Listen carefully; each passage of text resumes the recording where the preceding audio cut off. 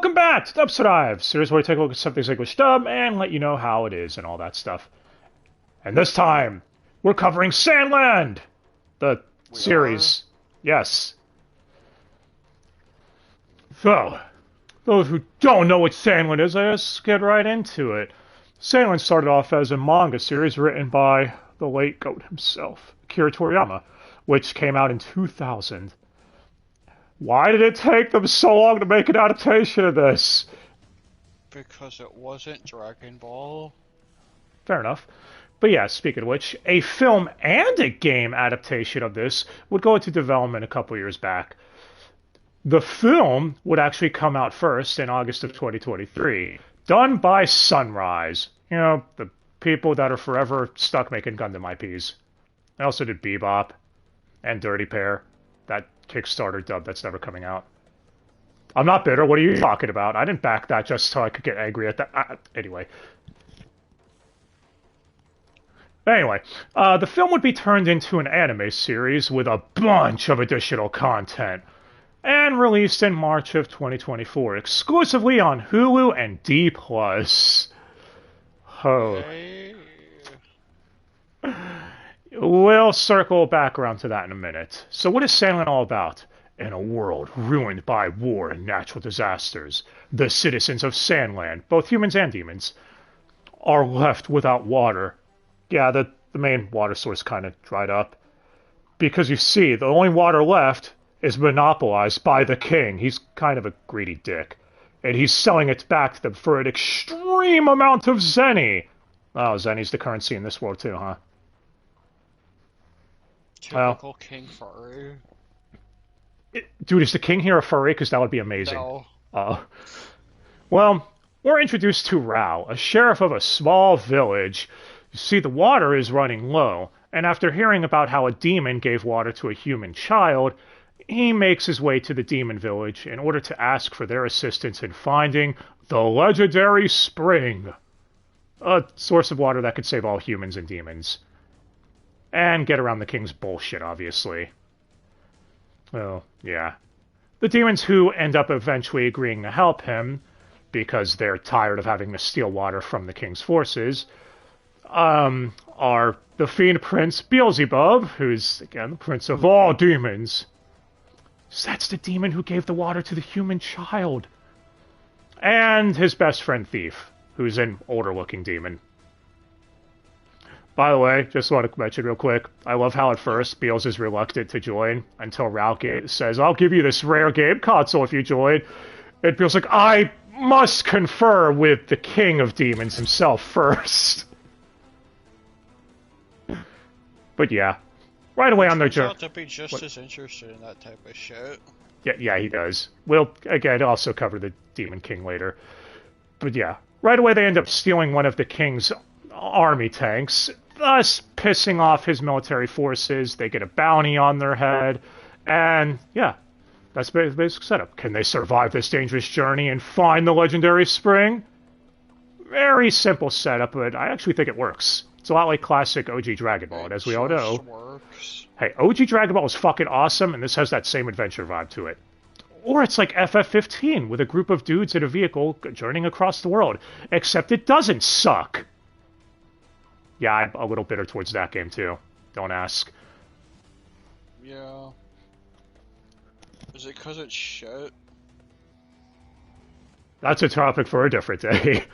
But I think it's really cool seeing these unlikely partners, because yeah, the demons and humans don't really get along very well, since humans have spread rumors throughout the years that anything bad going on is because of demons, such as murder and all that sort of shit. And demons just don't find humans trustworthy, because humans can be kind of dicks. So these unlikely allies, they learn to trust and respect one another and everything. I know. I butcher the English language. I try, damn it. But yeah, I just think it was really cool. It's simple setup, but it works very well.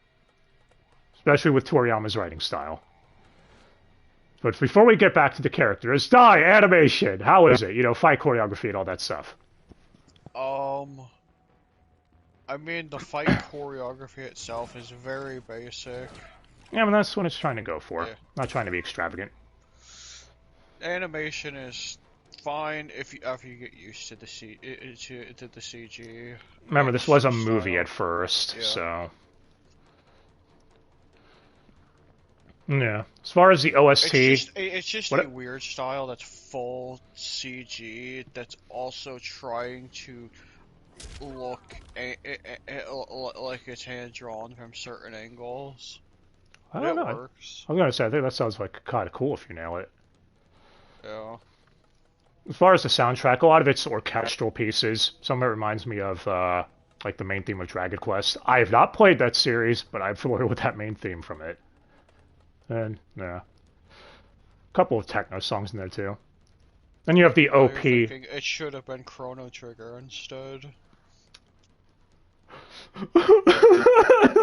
Anyway, the OP water carrier is also alright. I don't really place about the OST. Works. It fits with the whole adventurous vibe that they're going for.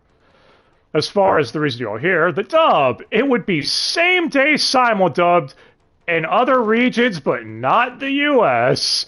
In fact, we're still several weeks behind if you're following it on there. Thanks, Disney. It's not like the same shit happened with Tokyo Revengers S2 or Heavenly Delusion. Yeah, needless to say, we did not wait and may or may not have thought of One Piece options to catch up on the dub and finish it. Fucking stupid Disney. I mean, yo, we finished it like 3 weeks ahead. We're total badass. I know. Well, the dub would be out of Studio VSI. Oh, hey, they did Netflix's dub of Vinland Saga. That's us. And Netflix's dub of Haven Jellyfish. Oh, okay, so we literally are all over the place with quality. Cool. Well, the ADR director would be Wendy Lee, who did Vivi. You all remember Vivi? Do I remember Vivi? Well, more people need to. The scripts for the first half would be done by E.H. Matthews, someone I couldn't find anything about, though. And for the second half would be Wendy Lee. Yeah, she has only 13 episodes, by the way. I should mention that. Well, again, go back to the script when we're done with all the characters. So first we have the Fiend Prince Beelzebub, or Beels for short. Voiced by Risa May, who's Kokomi from Genshin Impact. Shoko from Rascal Does Not Dream of something films. Why they dubbed the films first, but not the anime that these are a sequel to? Because this isn't the first time they've done something like this. That's stupid. And Kaoru from the Rurouni Kenshin remake. Oh yeah, Beels is a very, he's a kind demon, but he's like so like everyone. He's the baddest demon around. You see, one time he promised to only borrow a game for a week, but he actually held on to it for 10 days. Hear how evil he is? Dude, that reminds me of... God. That sounds like Disgaea to me. That's the type of writing you get from Disgaea. But yeah, this is probably, honestly, I think her best role, in my opinion, or at least one of her best. I don't know. Which is kind of funny, because she actually said this was the most challenging role to get done, because she had to do it in crunch time to get Beals' recording done as soon as possible. Because she was busy with other... do it for the game at the around the same time, too, probably. Yep, because there was other company productions going on, and yeah, she said she had to get Sandland's recordings done in the middle of a bunch of shit all happening at the same time. But hey, she still tweeted out that she was extremely happy to be a part of this, etc. And Beals he's just a fun character to be around. He also absorbs dark energy in order to reach his full power, which it's like a kind of devil trigger thing? That's what it reminds me of. Or it's just energy from the moonlight, I guess. Calls it the energy of darkness. What is he, a vampire? Anyway. Didn't you say he actually has the Super Saiyan hairstyle? Yeah, pretty much Super Saiyan-esque hairstyle. I know, some mangaka just draw their characters a similar way. He has never drawn another character that looks like that, speaking of Chrono Trigger. Well, either way, Beals is he's a fun protag. He also gets angry if you mess with his friends or insult demonkind. Speaking of which, we have his friend, Thief, who is loyal to Beals and also seems a little cowardly, though. He's always second-guessing, like, are you sure this is safe? I don't know. But when it counts, he's always there, etc. And for some reason has dresses like Santa Claus? What the fuck? Yeah, because he goes incognito, and he's one of the ones that helps steal the water and stuff from the King's forces. So his incognito mode is Santa. I'm still confused. He's voiced by Owen Thomas, who's Max Howard from Astral Chain, Damien from the Game of Thrones Telltale series, and Master Mantis from the modern WarioWare games. When I first saw that, I thought it said Psycho Mantis. Like, what? Oh, he can see that you've been playing Dragon Ball Xenoverse. I love how there's a moment where he's swinging off from like a cliff and he does the Tarzan thing, because of fucking course he does. Yes. They couldn't resist. Yeah. Also, I love how when Beals is being a bit of a slave driver to him, he's like, this is elderly abuse! Yet later on, he's like, actually, I'm not that much older than Beals. It's just my face look older. Which is it? Too. Yeah, I was gonna say, which is it, thief? He wants it both ways. What an asshole. But yeah, Owen did good. I don't have any complaints. He's another fun character. And then the last member of the group is Rao, the sheriff who's with him, the human dude. So yeah, the thing with him is, he's a former veteran that used to be known as General Shiva in the King's army. He's very smart and gives exposition on how humans and military technology and stuff like that work. So... And yet it's not done in an annoying-ass way. Like some other shows we could bring up. What? Well, anyway. He's voiced by Jonathan Lipo? I probably butchered that. Wolverine from The Simpsons parodies, apparently. This is like a 2020 onward or some shit. Also, vocal effects for Hulk and Abomination in the '08 Hulk film. Okay. But if you want something actually recognizable, Wrecking Ball in the Overwatch games and Iron Giant in Multiverses.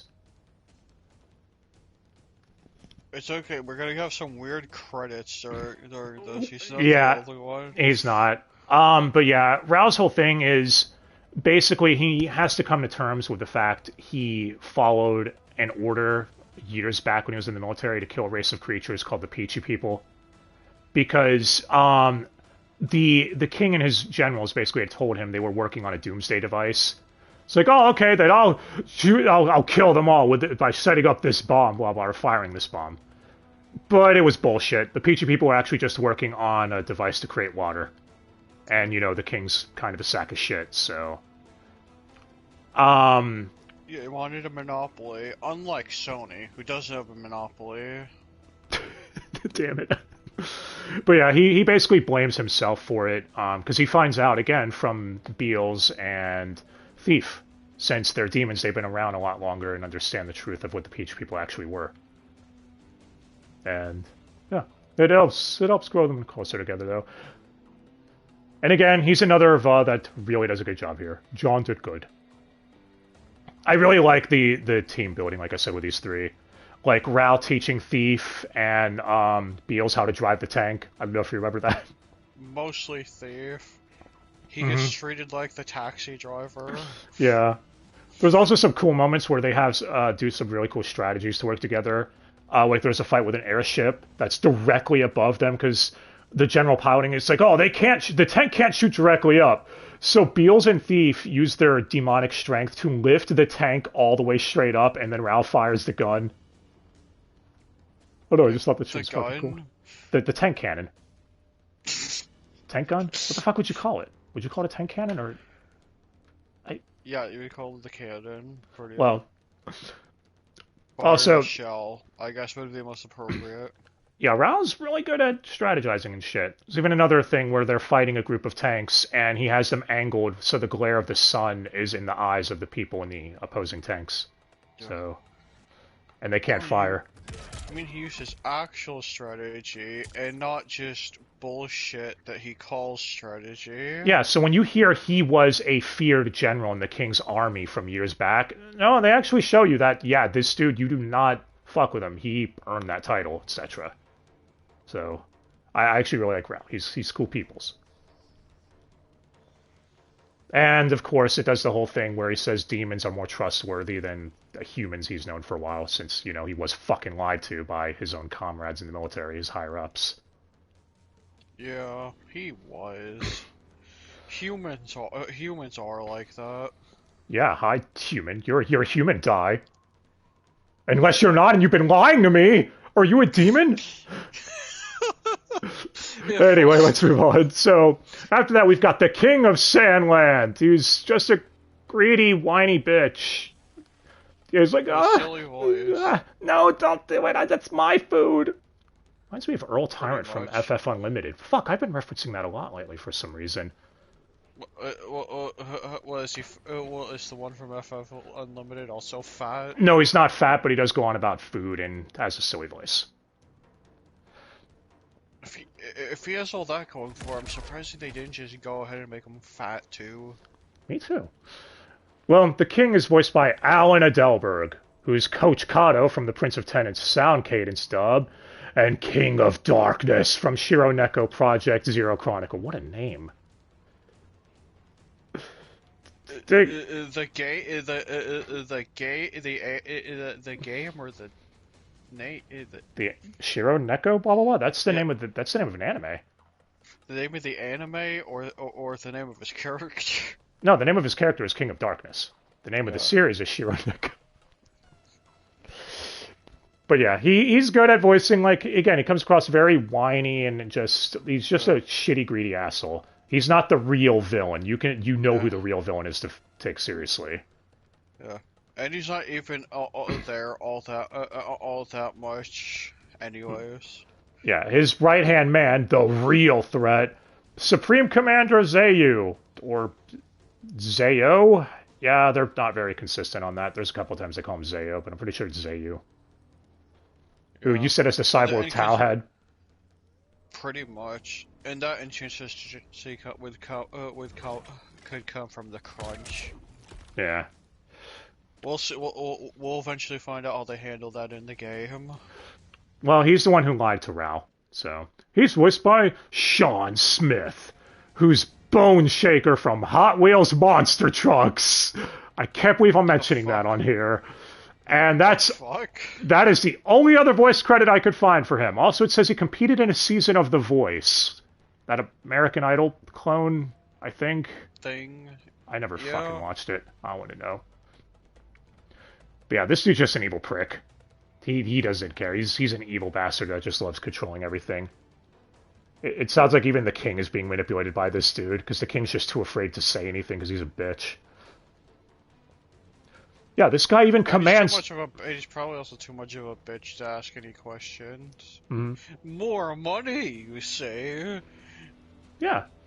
Well, Zayu commands the insect men that look like Cell? Kind of, yeah. They act more like Cybermen, though. They even have a bomb inside them, so that way they can self-destruct if they're losing. That asshole! What up? But they activate. The difference is one activates it themselves, the other is forced upon. Yeah. But yeah, he's a douche. He's a villain you'd love to hate. Menacing, etc. After that, we've got the last general of the military that matters, General Are, who's the complete opposite of Zayu. He's very honorable and is just looking for the truth about his father's death. See, his father was part of the Peachy People operation from years ago and apparently died in that explosion. So, yeah. He is... himself up the bomb. Yep, and you can immediately tell when you see him. It's like, okay, this guy's clearly not evil, so who knows if he's going to say, well, I don't know. Evil! Well, here's the weird one Dai was talking about. He is voiced by Andrew Lander, who's an exec at Hyundai... What is that fucking company? The car company Hyundai. Yeah, wait... that was my reaction. I felt... Yeah, also he was a former politician. Or a current or something. I don't know. I didn't look too much into that, but it was like, what the fuck? But he's primarily a commercial voice actor. He did commercials for Coca-Cola. And font. Actually, it's the same company, really. So, I actually think he did really good. I don't know. There was a couple of his lines that almost made me think Roger Craig Smith for some fucking reason. I don't know why. Some of his lines reminded me of that. Yeah. Because I could see him voicing a character like this. It's Oh, he reminded you of Sonic the Hedgehog. I got it. Yeah, I was going to say, it reminded me a bit of Chris Redfield. Yeah. Not Sonic. I don't think it's Oh, going to... Yeah, man, I want this chili dog, bro. Yeah, R.A. is a cool character. Yeah. R.A. He's one of my favorite characters. I like him a lot. After that, though, we've got the group of bounty hunters known as the Swimmers, who have their own little theme song, and their song is fucking weird, dude. Yeah. Just have these weird voices going, just swimmer, as weird swimmer! as some of the people who fucking voice them, because that's just all random as fuck. Well, first we've got the leader of the Swimmers, Papa. Don't ask. Voiced by Eric Braw, who's Gallagher from Honkai Star Rail, narrator from the MLB games from 2018 to current. Okay. And narrator from Ori and the Will of the Wisps. The Ori franchise being some of the Xbox games people want them to carry over to PlayStation. Yeah. Also, he's been apparently voicing since 2005, because he has credits dating all the way back to the original WoW. World of Warcraft, if for some reason you're drawing a blank. It's okay. I'm stupid at points, so I don't remember certain things that I should. I don't know. But anyway, yeah, he's stern but cares about his team. Or kids? I mean, they all call him Papa, so... I don't fucking know. I don't know. It's best not to ask questions, especially when it's related to a Toriyama work. Well, anyway, after that we've got Guppy, or as anime voiceover lists him as Gruppy with an R, but I'm pretty sure they just fucked up. He's fat! Yeah, he's voiced by Bobby Foley, who's Kiyotaka Kuroda from Rise of the Ronin, Surf Warrior from Call of Duty Mobile, because we gotta keep up the whole he's a swimmer thing, yeah. And Suda from Fishbowl Wives. Yeah, he just has a voice like this, because he's fat. He's the muscle of the group. Yeah. I don't know what else you want me to say. This is really it. Not much else to say about him. After that, we've got Pike, who's the Speedster, voiced by, I am gonna butcher this. See, what I tell you, I'm stupid. Voiced by Pranchu Mishra, whose only other real credits I could find are Ezra from Epic 7 and Kryn from AFK Arena. I've never heard of either of these games, dude. Yeah. Have you? People like AFK Arena, from what I've heard. I've never fucking heard of it. Maybe. Probably. I don't fucking know. Well, anyway. He did fine. I guess. It's the last one where I saw him and I immediately knew who this person was. Shark. No, sadly not Gura, not the sexy shark, but it's a shark. Oh my god, how about you and the shark? Anyway, the shark is voiced by Rick Zeef. Yeah, I'm a guy from Bleach. The filler captain arc. And Duncan from Gundam Seed Destiny's remastered dub, the second English dub. But it's like, I was shocked to see him here, man, because I barely see this name anywhere. Also, I didn't even recognize it was him, because Shark's voice is up here. It's really high-pitched. At any time... underrated him. Damn it. Fucking Amagai. But the swimmers are a fun group of people. They just want to swim, man. That's it. I mean, there's a funny moment where Papa's telling the other swimmers, like, you idiot, I told you, you can't breathe underwater. You're not an Arconian. Well, after that, now we've got King Lucifer, Beelz's daddy, who you said looks a lot like Deborah. He's just Deborah, but giant, and he has horns. Those are the differences, and well, he's a chill dude, unless you break his TV or ruin his jigsaw puzzle. Yeah, there's literally a moment where a character does that. He's interested in weird human things. Yeah, when a dude breaks his jigsaw puzzle, he goes, "Maybe I'll take you apart like a jigsaw puzzle." Like he's pissed. And Anyway, over 500 pieces, he was almost I think he done. said 10,000. Pretty sure he said a Yeah, that 10,000 puzzle. Fuck, dude. Well, he's voiced by Keith Silverstein, Zhang Li from Genshin Impact, and Zoslimel from a dead franchise. I mean, Soul Calibur. And yeah, again, it's fucking Keith. I don't think I need to say anything. He does great as this role. Very silly when needs to be, very imposing when needs to be. You do not want to fuck with Lucifer. If you make him mad, he's mad at you. But don't make Deborah mad, die. Why would you make Deborah mad? Well, that's everyone for the Sandland portion of the arc, which is the first art series, which is the first 6 episodes. I believe that's all the movie covered as well, but again, the anime extended it. Then Ep 7 through 13 were what were known as the Forestland arc, basically another country that's to the south or some shit. This is anime only and was not in the manga. Yeah. But apparently, It's also apparently covered in the game because we've already yes, seen some of the previews. yeah, the game But does not cover this. all of it. But not all of it. Unless it is, I don't fucking know. Unless it's different events. I'm pretty sure it is, but yeah. So, Toriyama was involved with this arc. I believe he was a consultant or a producer or some shit. And yeah, it feels like a natural continuation of the story.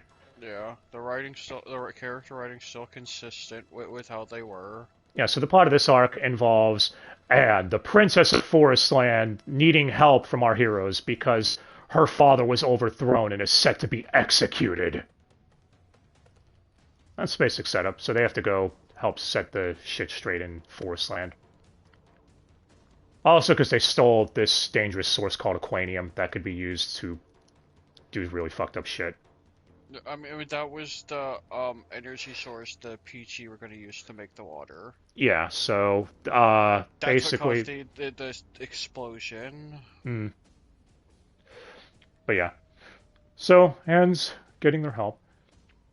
She is a mechanic also. She loves machinery. Machinima. That is not what I said. Oh. Her and Beale's butt heads a lot, but it's all in good fun. So yeah. She's voiced by Kira Buckland, who's 2B from Nier Automata, and Mitsuri from Demon Slayer. Did you all know that's one of the best girls in Demon Slayer? That just sounds really silly. She did say on her Instagram that she was happy to be a part of this, but I'm not gonna lie, I am not a fan of her performance as this character. I don't know, it just sounds off to me when she first starts off. Maybe she was already dubbing the game, so she wasn't into it for the anime version. I don't fucking know. But or it could be that crunch we talked yeah. about earlier. But I feel she's probably the weakest one here, in my personal opinion. Besides, when it comes to tomboyish-esque characters like this, I feel like Erica Mendez or Christina V probably would have fit better. Tomboy lives matter. Son of a bitch! They knew it was coming. But yeah.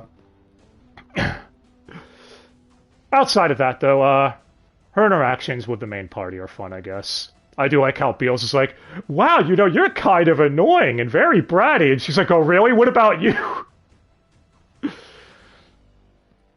But speaking of her daddy, King Jam, because Toriyama, his name's really that. He is voiced by Dan Warren. Do I need to say anything else but Byakuya from Bleach? Yeah. Or Hey, something, you Fire Emblem 3 houses, because people have hard on for that game. I don't know who he voices in that. I failed. Well, point is, it's always nice to hear Dan Warren in something. I'm glad he's here. It's random as fuck, but it's cool. After that, though, we've got the villains of the arc, which there's only a couple. So this is the last two people to go over. Commander Bread.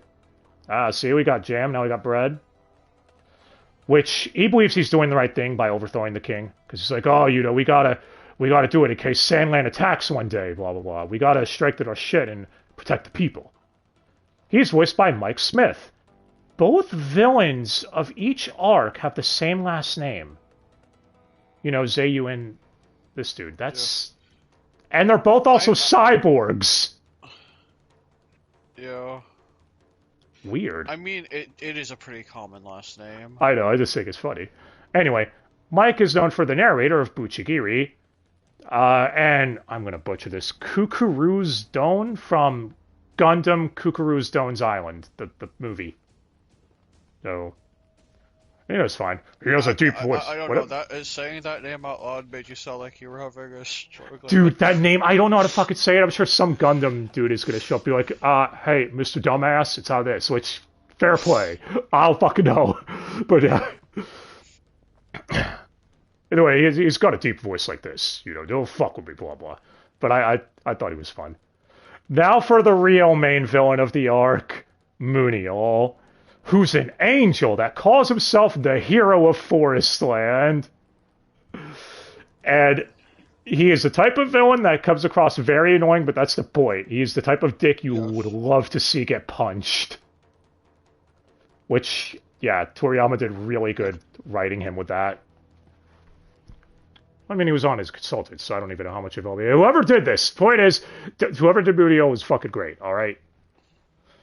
He is voiced by Seth Fuentes, who's Thomas from The Wrong Way to Use Healing Magic, and Cho Kyu-hwan from Solo Leveling. And, yeah, again, perfect voice.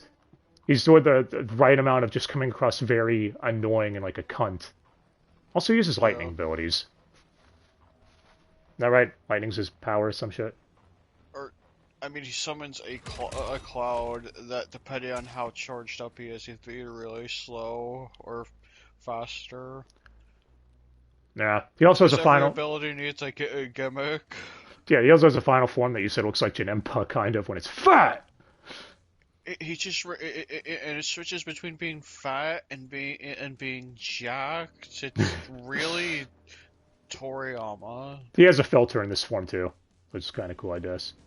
But yeah, dude, this guy even uses humans as human shields, and does the whole thing where it's like, oh, don't worry, your sacrifice will not be in vain. I will remember you always. You will be heroes for all time as you die for the cause. Like, he's such a fuck, dude.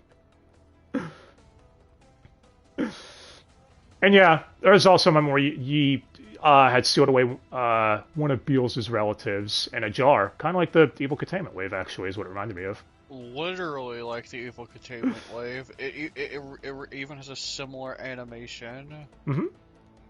But I think Seth is another one of the highlights of the dub. He's really solid. By the way, as a side note, he calls this Munio calls himself the Architect, and I just thought of Seth Rollins in fucking WWE because of the Damn it. Yeah, I couldn't help it. I'm sorry. Oh, so he wanted to curve stomp Beels. I got you.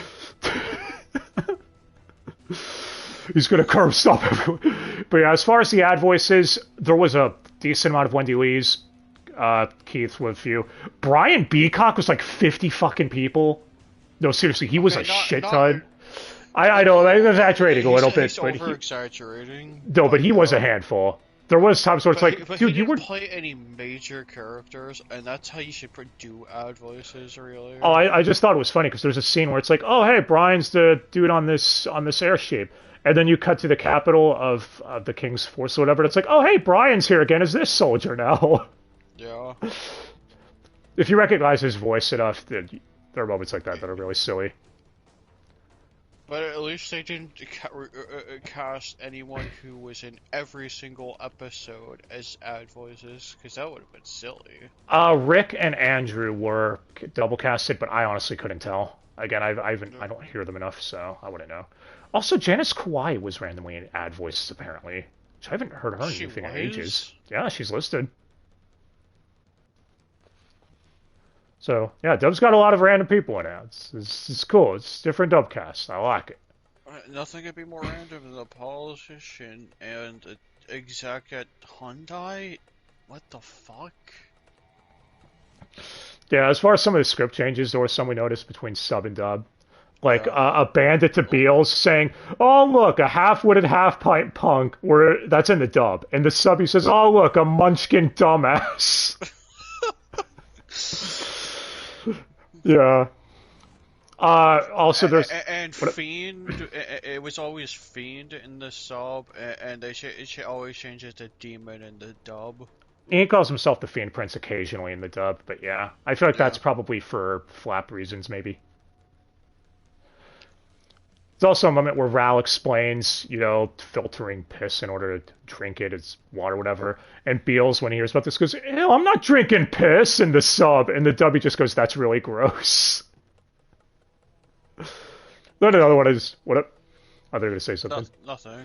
Another one is where the swimmers, Papa says to Guppy, she goes, "That's what happens when you gobble everything up like a fool." He says that in the dub, but in the sub he says like a whale. I don't know why I thought like a whale was funnier.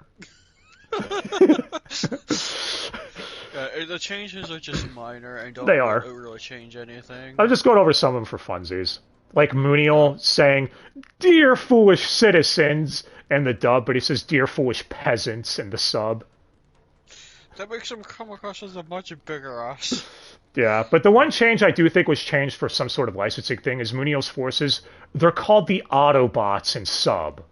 In the dub, they changed it to Automechs. I think we could probably hazard a guess as to why they changed that.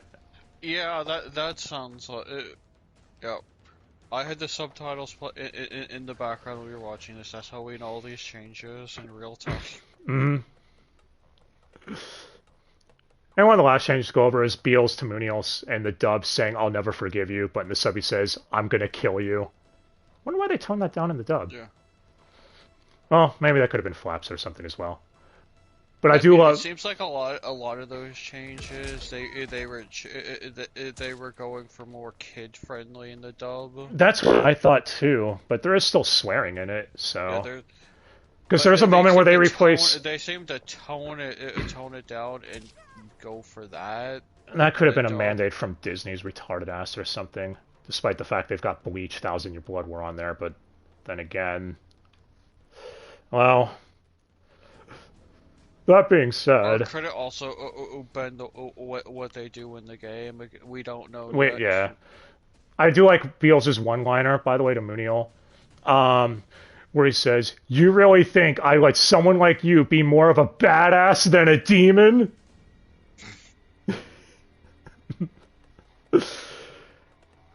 But overall, the script is take it or leave it, I guess. If it did come out that they toned it down on purpose, that's kind of lame, but I don't know, because it does seem like there is still some swearing, so I'm not 100%. Not enough to go off of. Maybe you'll kill us, though. I don't know. It's like some of the least egregious changes we've encountered so far in one of these. Yeah, and trust me, there's far worse in the pipeline at some point, I'm sure.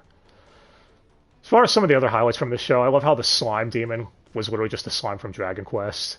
So everyone talking about that. They couldn't. That could even that could have even been there in the manga too. Who knows? Yeah. Also, I think it was Nomi who told me this, that when Beals is playing a game on his handheld, it's a parody of Dragon Quest also or some shit. Because of course it is. Yeah, again, I'm not familiar with Dragon Quest. I'm sorry, it's one of the few JRPG series I never really got into, and I'm kind of sad about that, but... I got into all of them, except for those ones, and the other ones. By the way, I also love the touch when Zayu and Muniel, or whenever anyone is sent flying, it does the Team Rocket effect. I know it's something probably came before that, but I'm always going to think the Team Rocket effect. What, is that wrong of me? Yeah. No, you just want to listen to the Poke Rap. It's okay. Also, I really like when Beals goes all out against the Insect Men using his full power. I don't know, some of the fights I thought were really fucking cool. And then one moment... gets impaled by one. Yeah. A moment that screams peak Toriyama humor to me, though, that's like classic, is Rao is trying to go in Forest Land in disguise, and at the front gate they're like, "All right, where's your soldier ID pass?" And he acts important, saying, "Do you know who I am? Let me through." And the two guards are like, "Yes, yes, sir." And everything goes through. The guard's like, "Who was that?" "I have no idea." Do you have any idea who I think I am? But yeah, it's just stuff like that, man. This show is a hell of a lot of fun. That's all I could say. It's fun. It's all it's meant to be. I mean, yeah, it's of course not going to reinvent the wheel on shonen or anime in general, but I don't think it was trying to. It's just doing its damnedest to entertain you for a while, and I think it succeeds in that. Got anything else to add, I mean, more shows can learn a thing or two about character writing from this, honestly. Yeah. It's, again, the classic, it has a lot of classic OG Dragon Ball writings, which would have reminded me of. So, if you grew up with that shit, it'll give you some sort of nostalgic feeling watching it, I'd imagine. But that might be it. So if you couldn't tell, I did love this series. I'd like to own it too, but being as how it's very rare for anything Disney licenses anime-wise to come out on Blu-ray, I don't see that happening anytime soon. Yeah. Fucking Disney are gay. Very homosexual guy.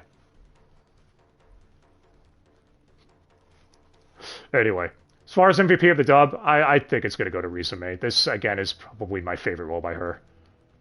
So, even if there was crunch, I honestly couldn't tell. Unless she was talking about crunch for the game itself, which is possible. Either way, though, I think she did really good. But that's going to do it for this one. Unless you have anything else to add, Dai. Yeah, there's only one thing to say about it. It's coarse, it's rough, and it gets everywhere. I fucking hate you. I hate you so much right now. Anyway, let us know what you all thought and if you enjoyed Sandland. If you haven't checked it out yet, go check it out. Again, we did spoil some stuff, but it's still worth checking out. Again, the show it's just fucking fun, and sometimes you just want a fun anime to put on and just relax and watch and see a pink little demon dude and his friends fight military shit and everything. And a tank. And a tank. And, yeah.